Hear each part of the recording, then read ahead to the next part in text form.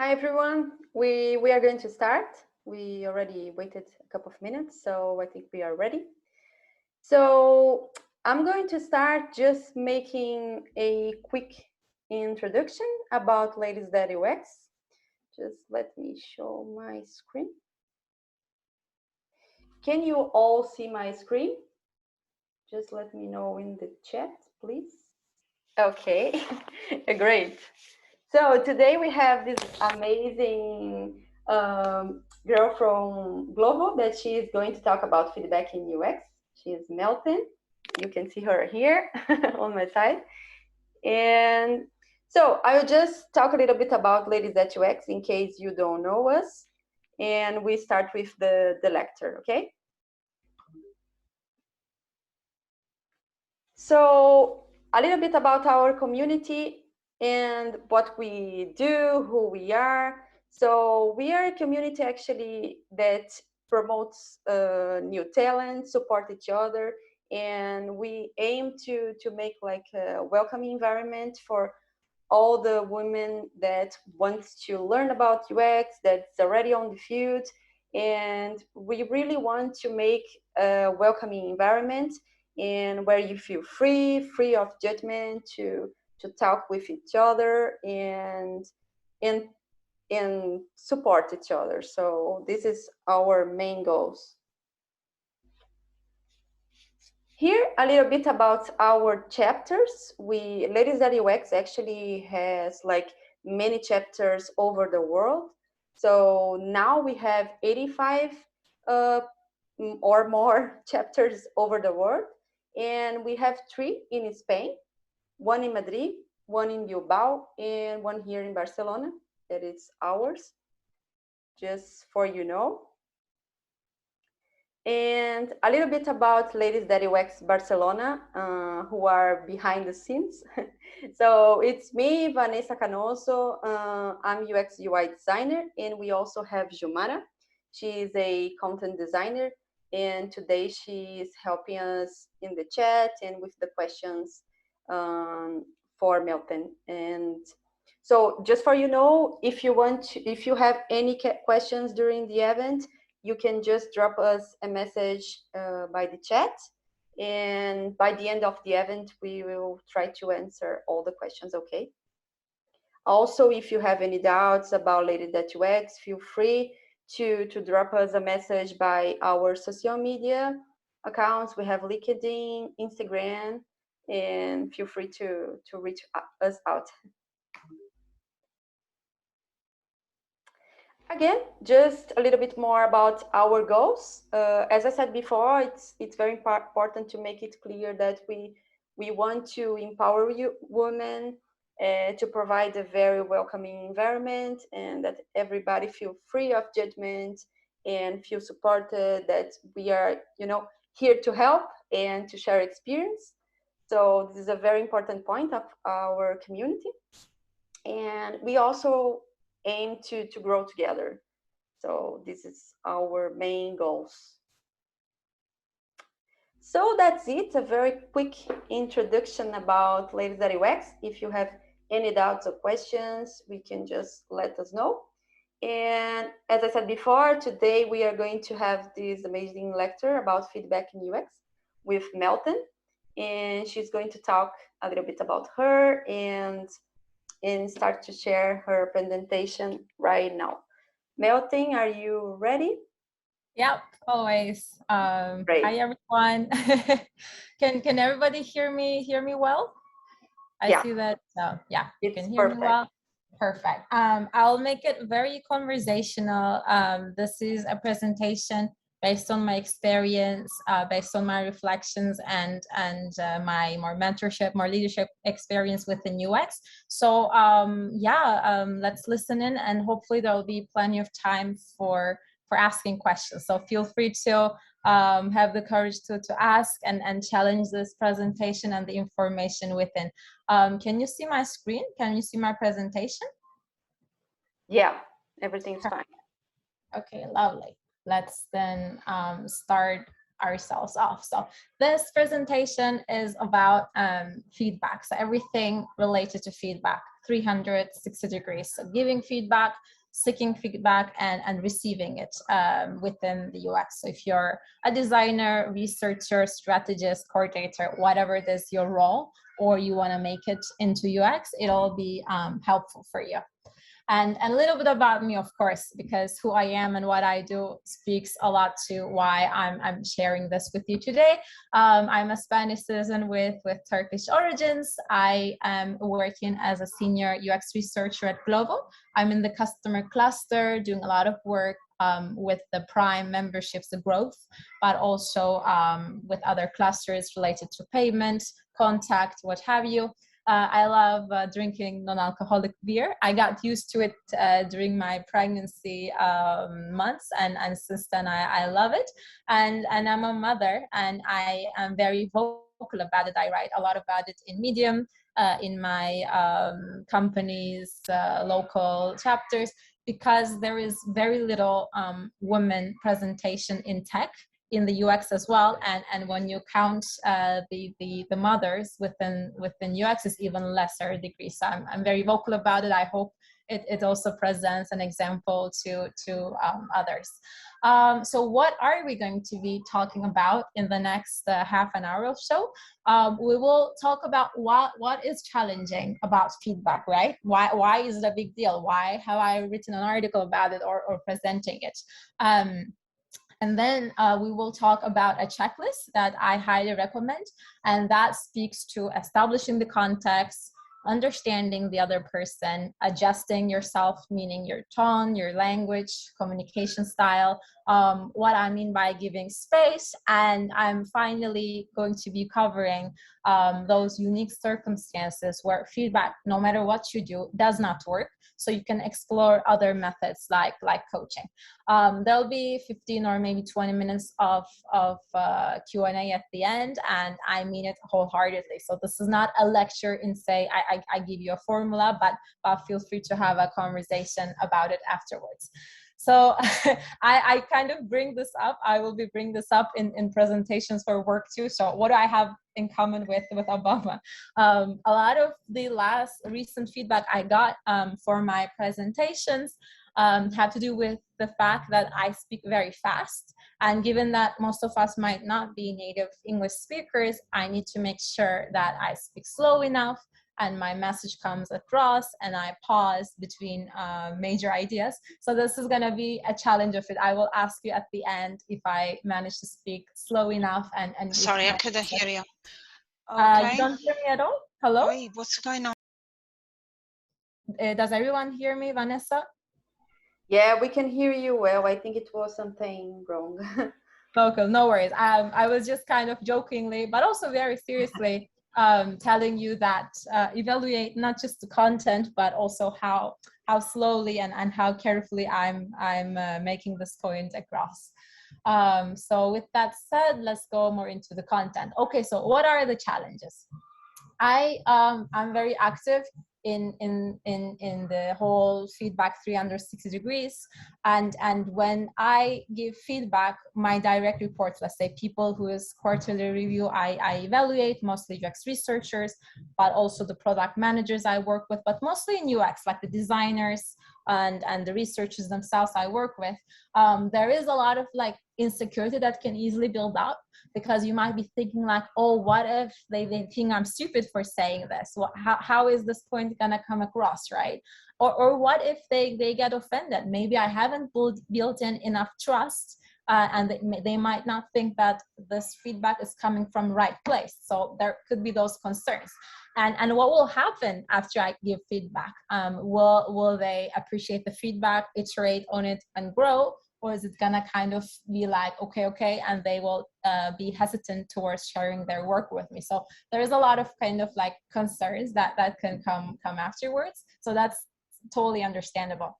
But also seeking feedback can be challenging. And a lot of my direct reports tell me that they are kind of like anxious or concerned when asking feedback, which is a very regular procedure. Every report we write, or every deliverable we'll have, let's say, we have a procedure to ask for feedback. And there's a lot of challenges because when you dig deep into it, people are like, oh, but what if my colleagues will not like my work?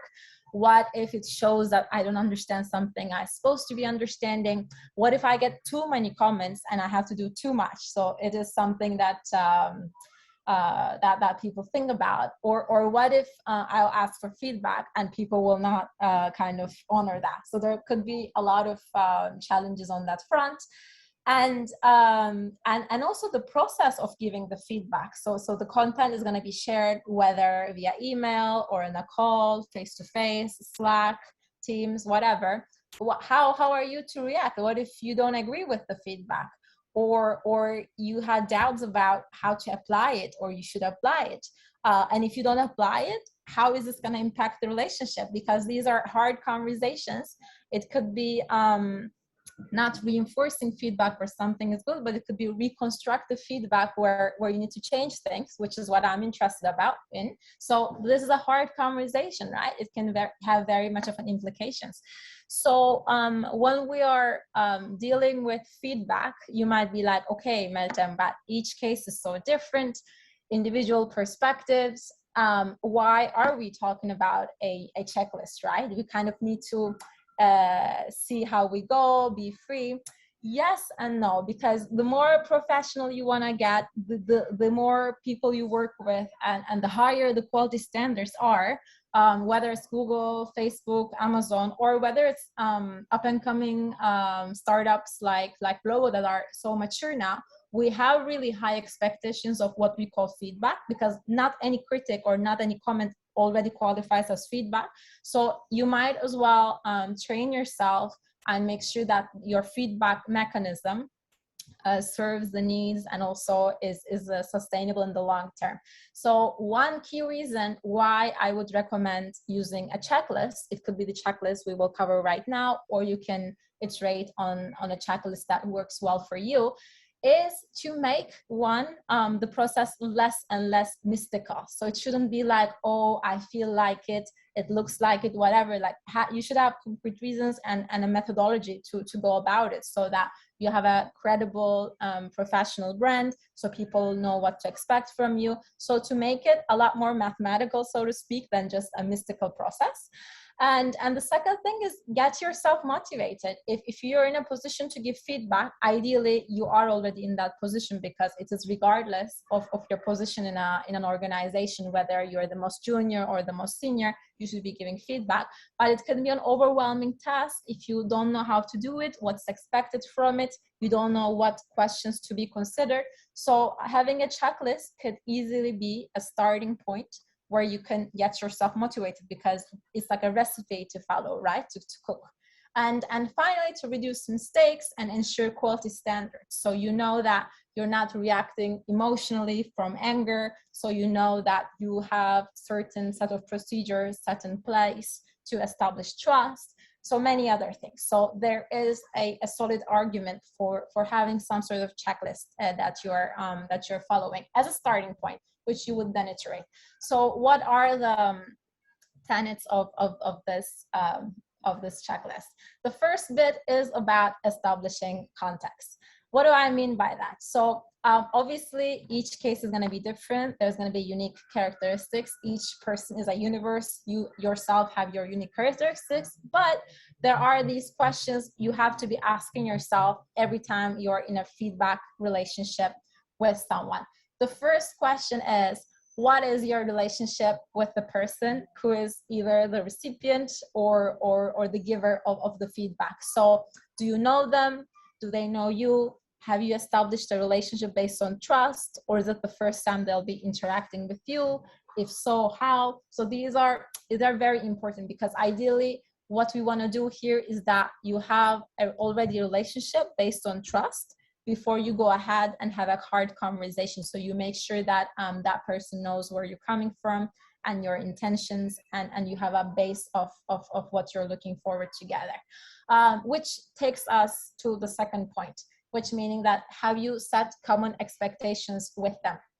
For example, in my current role at Glovo, being the senior UX researcher, I do have research that I mentor. And they know that before each quarterly review, each report that they make, I'm supposed to see it. We should have a conversation. So I give that tactical feedback of for instance, what areas can improve, what areas can be made simple, what can be clarified. So this is something that we already set expectations. So it's not surprising for them, like, oh, I wasn't supposed to hear from you. So they know they are supposed to be hearing from me. Have you established the boundaries of feedback? So there are, for instance, situations where as a UX researcher, I need to, like, we know that I will be giving more long-term career feedback, as in where that person wants to get. Maybe they want to develop and get a promotion to a new level, or they want to have a more vertical move. Whatever it is, based on how you establish the boundaries of feedback, you can navigate that space and move more comfortably. So that's very important that you're aligned and set the common expectations. And also another thing which I learned the hard way is to also establish a frequency of feedback.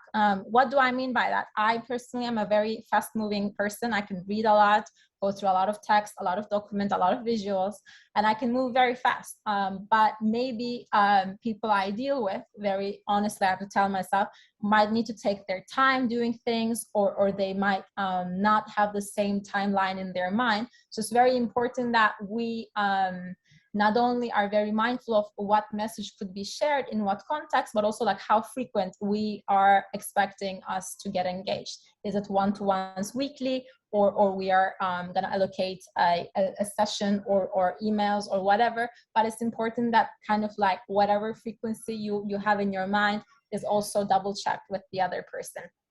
And the third one, and that can also be challenging, to see if you're working towards a common goal and you care, both care about that goal, because serious companies do set OKRs on departmental level. Let's say at Glovo, we have our OKRs as a UX research team and customer. And that's important because if we know that for our first OKR, everybody needs to meet that, everybody wants our department to get to that, that means that whatever feedback I give on individual level, it'll serve to that OKR, which other person is already working on. So it kind of makes more sense. It's more coherent with the entire thing we're doing. And also important to see that we both understand the OKR similarly enough. So not only we're working towards the same goal, accomplishing the same goal looks similar for both of us. We have a common understanding of how it should look like. What else? So the other thing is understanding the other person. So most of you are here in UX or want to get into UX, whether as a researcher or designer or a unicorn, interaction designer, what have you. So you probably are already hearing a lot about empathy, understanding the other person. So this is nothing new, but we can usually skip this unintentionally in a feedback mechanism, let's say from context to right away that tactical or strategic feedback. So it's also important to kind of step back and think about understanding that person. And I repeat, there is no limit to how well you can understand someone, right? And there's so many angles to which you can understand that person. But one key thing I've learned, and when I say I learned through experience, but also through more academic, more reading of this, is that it's really vital for you to understand if you yourself or the people you engage with in the feedback interaction have a fixed or growth mindset.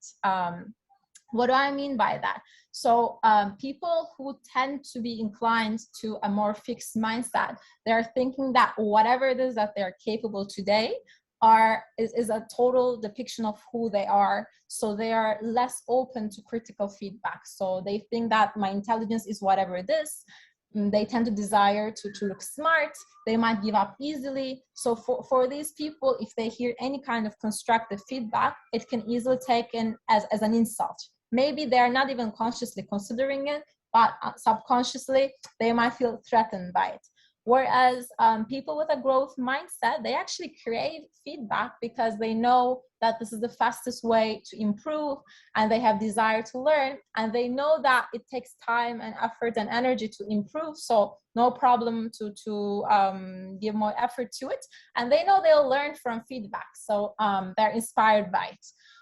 So in that feedback relationship, growth mindset, of course, triggers more giving feedback, receiving feedback, engaging in that feedback conversation.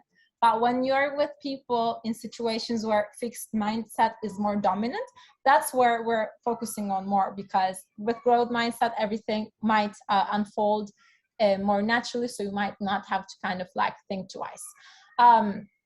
Here's I'm talking more about the caveats, meaning that things that might go against the rule. So the rule being the mindset is the mindset, but then you should also be mindful of, okay, day-to-day changes, maybe someone's having a bad day. And now that we mostly still work remotely, you're just writing someone on Slack, or you're gonna meet up on Zoom. You don't know how they are feeling. It's harder to tell the body language, what's happening in their lives. But it's just making it harder for us to kind of detect their mind, like mental state, that would shape how that conversation will go, right? Childhood experiences, I discovered, of course, how someone is based on their past experiences. We'll see if they're going to be threatened by feedback or they're going to actually seek it. Genetic factors, like someone might feel more anxious for like neuroticism, and it's completely normal too. And earlier professional experiences. I mean, let's face it, a place like Glovo, let's say, where I was in a situation to give a feedback to someone much senior than me from first day, not knowing that was her output. It was taken so well because that's our culture, but many places don't have this open feedback culture yet. So if you're with someone who came from working in places where feedback really was to be avoided, that's also something to consider. But anyway, like I said, if you're in a situation, maybe someone that's your lead or your direct mentee, or it is your colleague you work with, if you feel like they are tackling with a fixed mindset, what I would highly recommend is to give more time for your feedback to be properly delivered, like to be digested, to kind of be integrated, and having more patience. I will discuss later what I mean by that, because I'm totally not talking about letting it go, but I'm talking about not expecting results from one day to the next, to give yourself and your colleague more time, more patience through the process, and check out the next steps without kind of rushing for the results. And what's next? Great leaders do it. I see them doing it. You cannot just be just one person, same for all and everyone. So you need to adjust your tone, your language, and communication style based on the circumstances, but also what people seem to be looking for. So the norm tends to say that, okay, if you can have face-to-face conversation, that's always better than a phone conversation, and a phone is better than a text message. And that's generally true, because you can avoid misunderstandings more easily.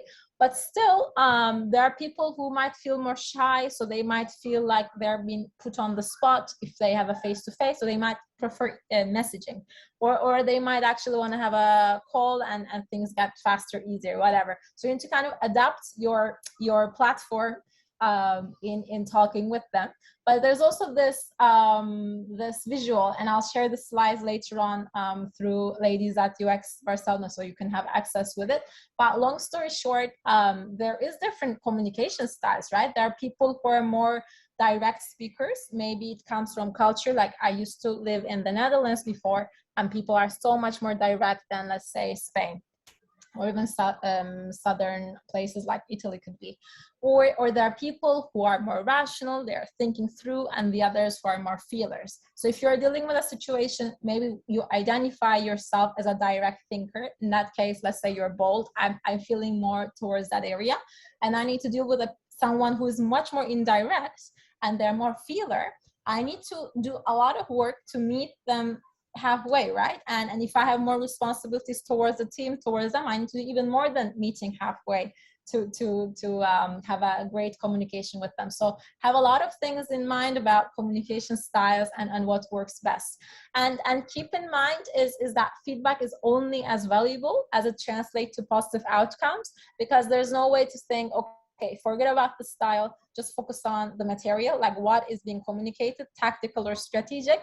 But let me break you the news that it doesn't work that way. You need to kind of be mindful as a tone and communication as much as what it is that you need to be communicating. And close to the end, about giving space. So that's the toughest one for me, right? Because by default, if you are collaborating with people working towards the same goal, you're responsible for the success. And of course, the more senior you'll get in that team, the more you're responsible for not just your own outputs, but the outputs of others. So it's kind of very hard to walk that fine line of giving actionable feedback or micromanaging. So you have to be kind of like super conscious, always adapting yourself and everything as well.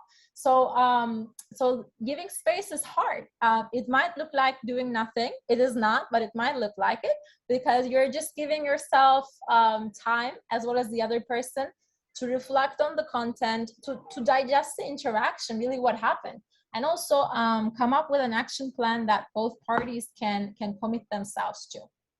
And the other thing that I've learned is that, especially in hard conversations, it can build up pressure on its own, because you're telling essentially someone to change things, and change is hard. But if you kind of give time pressure on top of that, it just means so much more pushback, so much more extra pressure.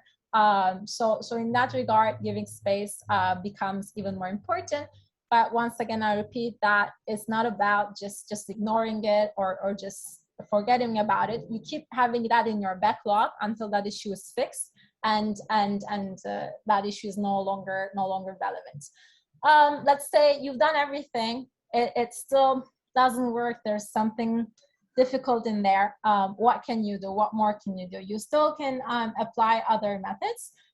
Evidence-based coaching is one example. The resources I'll give here is from Google as well. They're trainers, they're coaching people, and it is and it makes sense to use that method in some occasions, right? Because here we have some quotations which talk about the fact that if we're talking about that fixed mindset where people won't essentially receive feedback as a gift, they might easily take it as a threat, which will trigger their defense response, fight or flight. So that's very hard for people to learn in that occasion. So the question is, what kind of environment is better for people's learning? So if you can invest in time, obviously this method might not create better outcomes short term, but mid-term, long-term coaching and just kind of adjusting this pipeline to figure out what do they need to develop, and to figure out, okay, do they have the motivation for it in terms of time and energy, and to kind of like outline the skills, seeing what real-time practice they will have with the learning opportunities and their accountability. This is something that you can do, and you'll be like, how can you kind of like understand this pipeline and address whatever part is missing. Maybe the issue is with motivation or with the real world practice or capability. But what you do is you try to ask very non-judgmental, very simple questions that trigger genuine curiosity. So it's not you who is telling people what the outcome is, or why it's not working, what could be changed. You're kind of asking questions for them to evaluate the whole landscape and for people to see things or consider things in a different angle so they can themselves build their own solution. So once again, this is not something to think in short term, because sometimes you need to balance, okay, what do we need to fix, how much we can help someone's development, and how much we need to move fast. But this is something you can do to invest in a working relationship in the long run and for their development. So what else? We're actually getting to the end. So I was gonna be like, thank you, but I'll just answer one last question that I might believe that that could be in your head.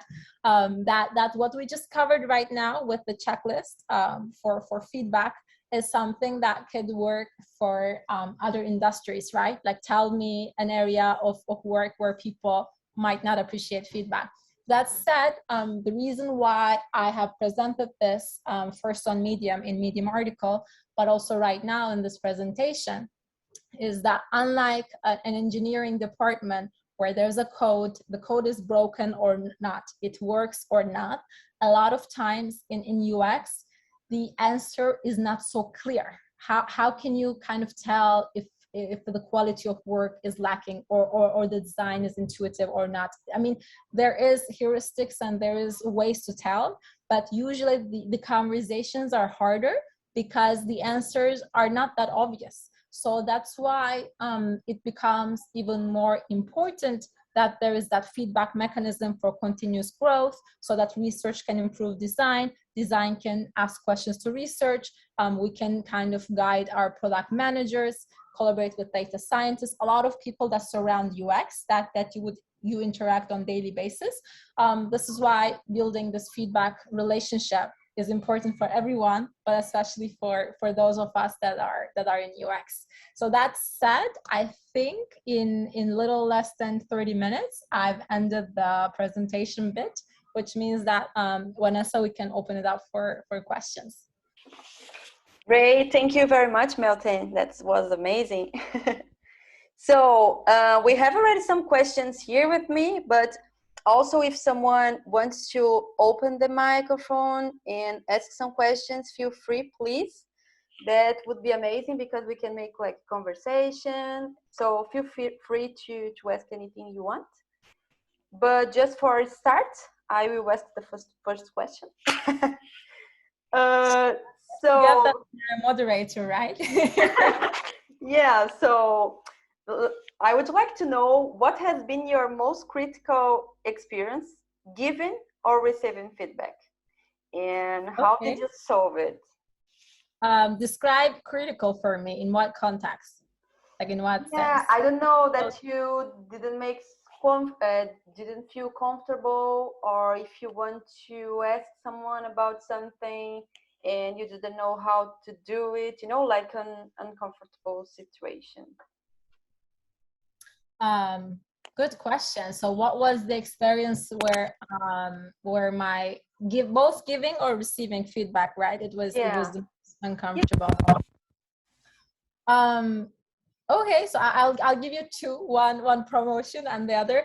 One was when I received feedback, something that was proposed as feedback, that I felt slightly uncomfortable about. I remember it a couple of years ago, mostly because it kind of was wrapped up as an emotional reaction without any foundation of like specify what specific incidences or reports or actions, what it is that you are talking about.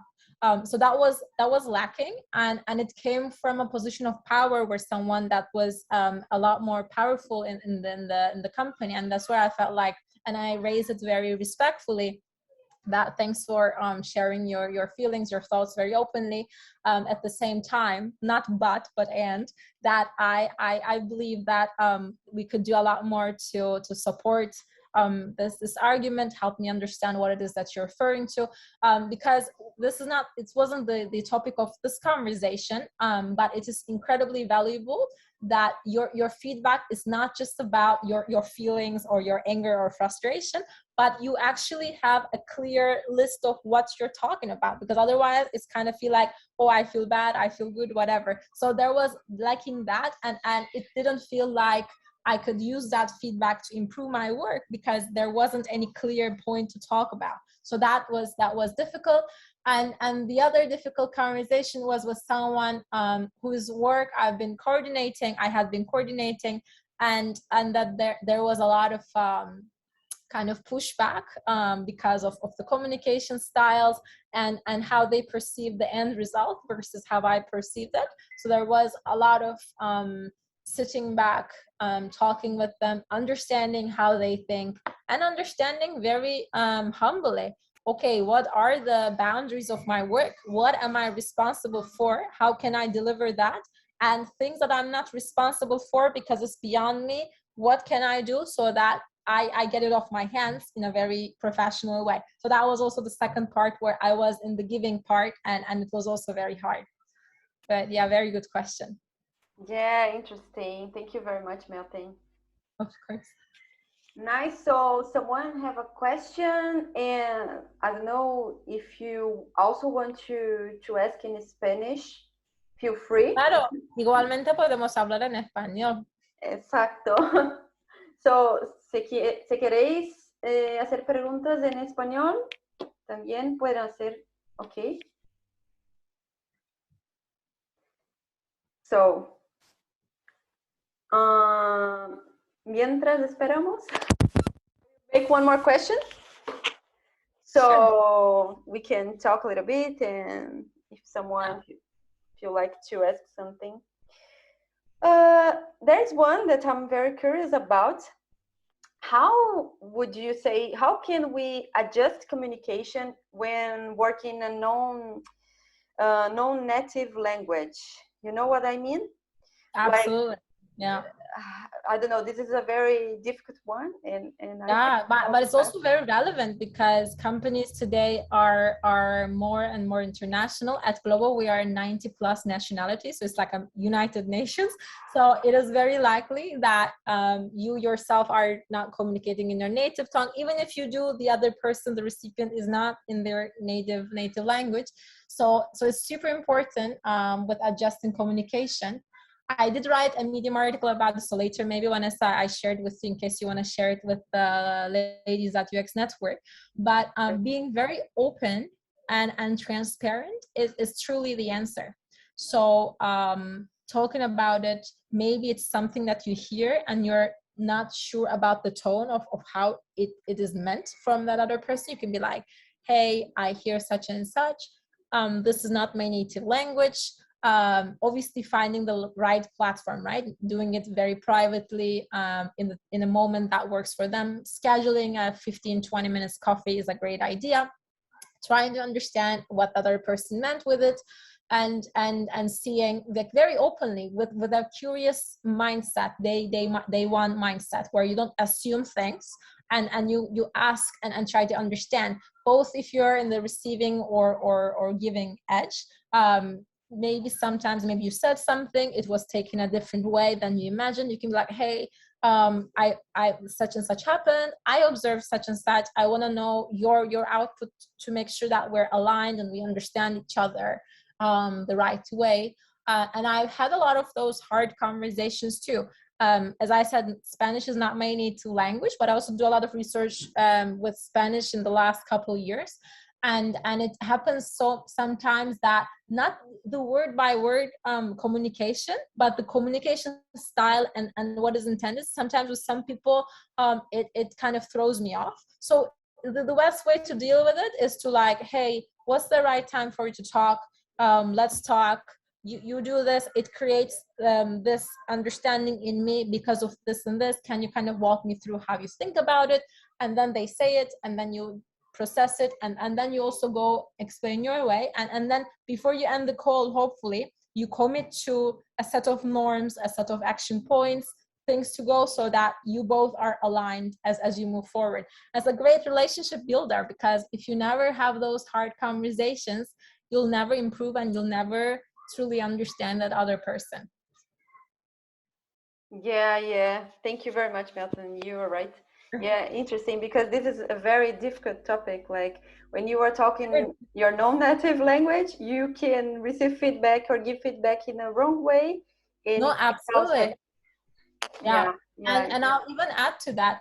Is this hard for everyone, even for two native speakers? For instance, a lot of South Americans consider themselves native speakers of English because of their parents, whatever, but they have a very different culture than, let's say, Americans. So even in native language situations, there might have clashes. And one bonus pro tip on that is, if you are going to talk about a very subtle subject for the first time with someone who you haven't met, set common expectations before, it's much better to have it face-to-face or a Zoom call, as opposed to commenting on documents or on Slack or email, because in a written communication, that's where people might interpret it way differently. So that's why having that face-to-face and catching the reactions as you talk could be much safer. Yeah, great. Thank you very much, Meltem. Awesome. No, thanks everyone. I mean, I want to hear somebody else's voice. I do. Yeah, exactly. I was going to suggest, like, if you want to open the microphone and we can present yourselves, like we can just talk, because we have 15 minutes. Yeah, Okay, hello. Can you hear me? Yeah, we can Let hear me see you. if I can. Hello, how are Hello, you? hello, how are you? Hi. I'm Naile from Dominican Republic, but I actually am based in Barcelona. And I'm like in a transitional process from architecture to UX design. And well, very interesting, Melton, what are you talking about? Because I'm actually in a studio design of architecture, and that things of the feedback. And I usually feel that Spanish people are not like very direct in telling you the things, and you are like trying to be too psychological and to be clear enough. And for me, coming from another country, it's difficult. I have to adjust my language, my even though is Spanish, no. Sure. And I'm sure that you you have been there, no. Absolutely. Yeah. But in the US, of course, I'm trying to change a career changing, no? Sure. And I'm having like a trouble as a junior profile to getting feedback from people that have more experience, like I used to send my portfolio, but it's like I don't have enough trust, like you were saying in your presentation. um, so I usually feel like, okay, it's all right. Usually the feedback that I receive is just like an scanning, and Mm-hmm. usually I feel like, okay, I wish I met someone that having more detail about my work, because I know it's very difficult to get a UX job with no experience in the Yeah. field. And but I just want to No, to no, I'm glad you share that. I mean, there's so many angles to it. If I kind of look into my own experience today, as well as most people I know from my company, other companies, is that one very serious limitation is time. So you can scan a document, no problem, an article, no problem. But if you need to go through someone's portfolio, that's a lot of time. If you want to do justice to each and every slide, and you want to kind of sit down with it, walk through, and give a coherent feedback enough so that they can iterate on it as a very, very serious commitment that if you subtract from people's lives, their day job, their kids, if they have kids, family responsibilities, house care, whatever. So it's very hard.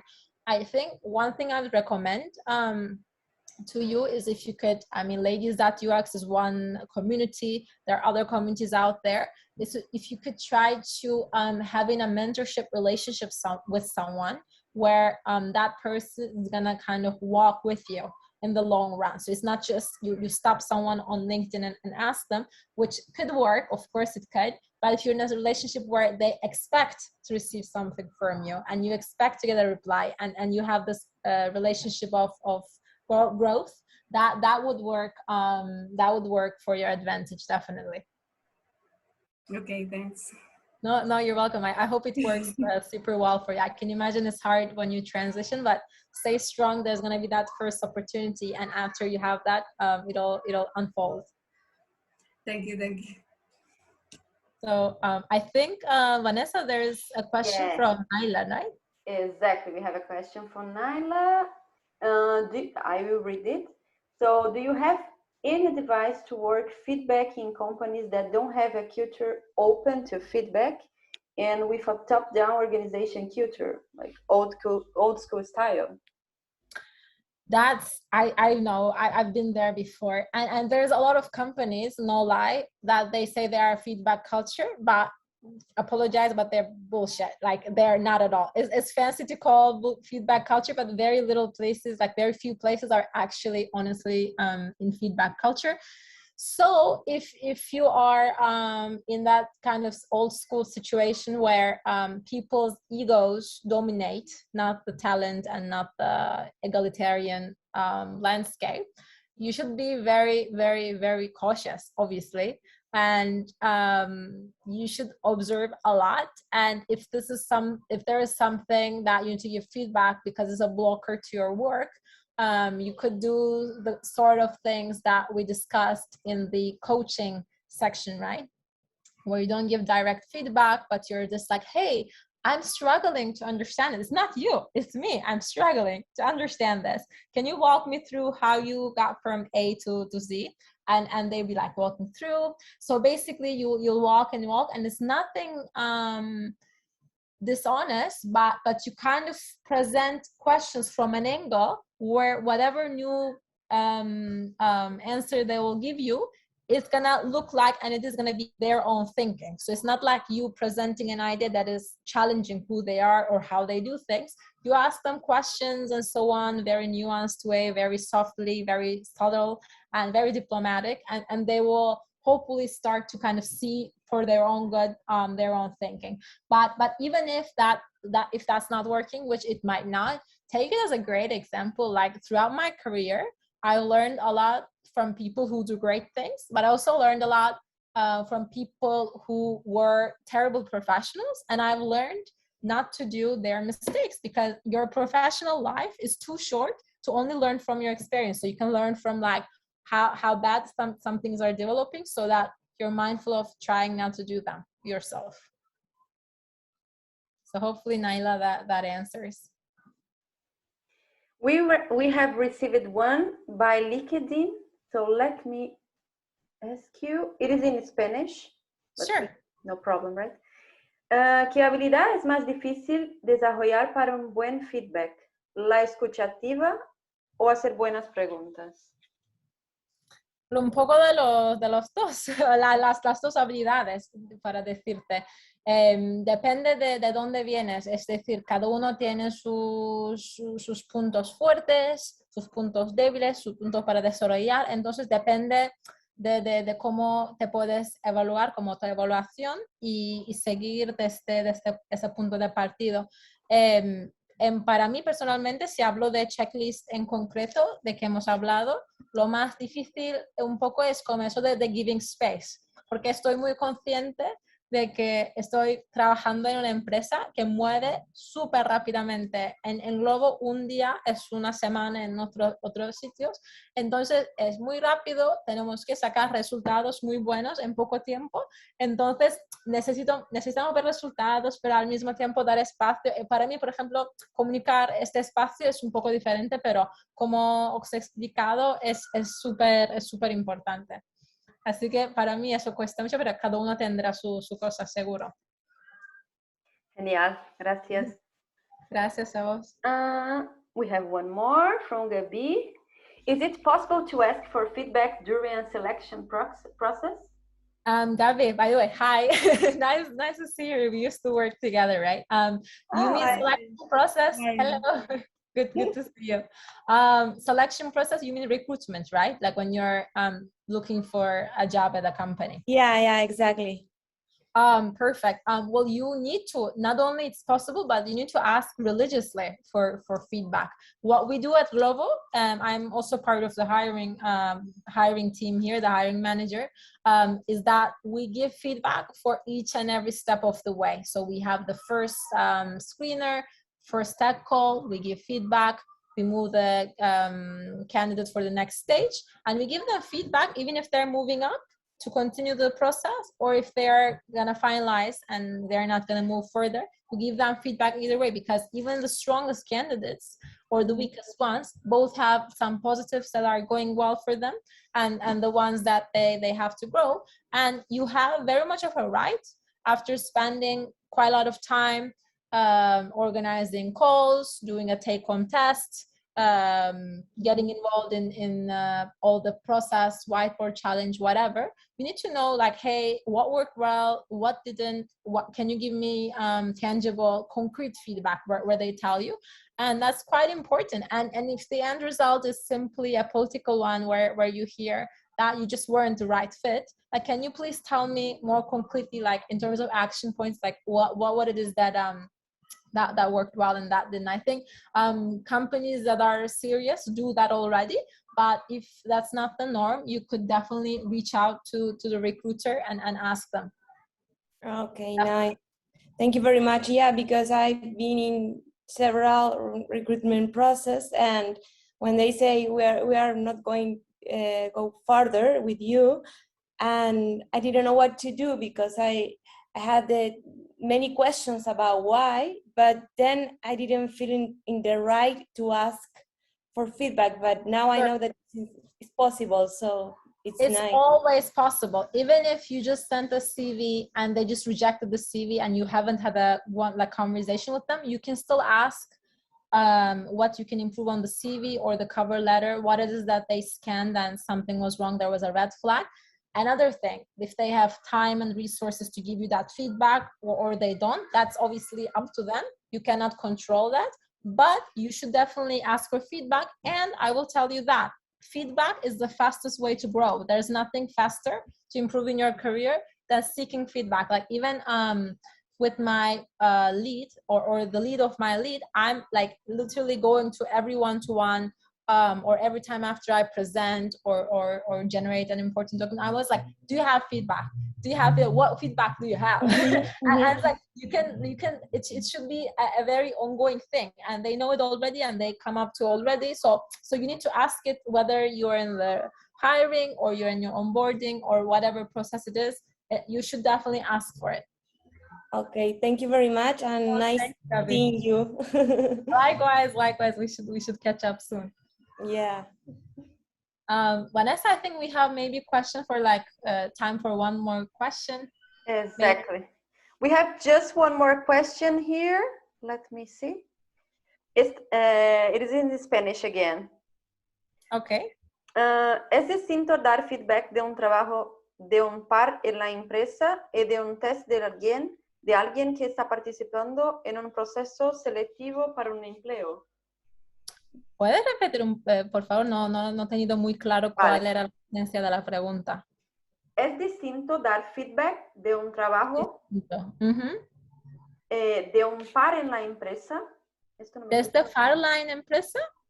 De un par en la empresa. Esto no me queda muy claro. No sé, parline, no entiendo. Quizás si esta persona está aquí puede decirnos ahora, o quizás... A ver. Está ahí. Es distinto dar feedback de un trabajo de un par en la empresa y de un test de alguien que está participando en un proceso selectivo para un empleo. Exacto. Sí, de un par en la empresa. Bueno, sinceramente siempre es súper distinto, porque si alguien está en un proceso selectivo para un empleo, como acaba de decir a Gaby, creo es la responsabilidad de la empresa a dar feedback, sea bueno o para mejorar. Pero siendo súper sincero, al mismo tiempo, una empresa, un equipo de UX tiene mucho más responsabilidad a desarrollar de su equipo, de la gente que ya está trabajando ahí, que alguien que no tiene un contrato, no le conocemos. No digo que da igual, pero no es lo mismo la responsabilidad, porque, por ejemplo, hablando de Glovo, desde tu onboarding, tenemos muy claro cuál es tu objetivo en los primeros 3 meses, cuál es tu career objectives en los próximos 9 meses, al año, 2 años, ¿dónde te ves en 5 años? Entonces, la gente hablamos y discutimos y sabemos dónde quieren llegar, y estamos siempre en un feedback loop continuo de qué hacemos, cada cosa que hacen, si sirve o no sirve, a dónde quieren llegar. Entonces es muy distinto, pero al final la intención es lo mismo, donde miras es muy parecido, y la calidad de un output es bastante parecido, si bueno o para mejorar, o qué ángulos. Así que hay también cosas muy parecidas. Así es. Perfecto, genial. Gracias, Muchísimas gracias, Meltem. Gracias a todos, gracias. Espero que os haya servido. Insisto, cada persona es un universo, no hay una fórmula, pero dicho esto, you can always count on a checklist just to make sure that you're not forgetting about some key points, key considerations. Yeah, that's great. So I was going to suggest, if everybody feel comfortable, to open your cams and we just make a picture to put on our social medias. That would be amazing. Yeah, I think it would be nice. So feel free if you feel comfortable. Nice. Kudos, Vanessa, because a lot of people do that without asking permission, which is today illegal. So I'm glad that you're like up your game and asking that. Yeah. But, great to see your faces. Now much easier. Yeah, it's nice. So let's make a picture. One more. Great, we have a good one. So thank you very much, everyone. Thank you very much. Amazing, actually. We learned a lot from you. And I hope to see you soon in the next event. For sure, as I said before, you have any doubts or any ideas, just drop us a message by LinkedIn or Instagram. We will be more than happy to answer you all. Okay? Thank you, ladies. Thank you very much. Thank you very much. Bye. See you. Bye. Ciao. Bye. Bye. Bye.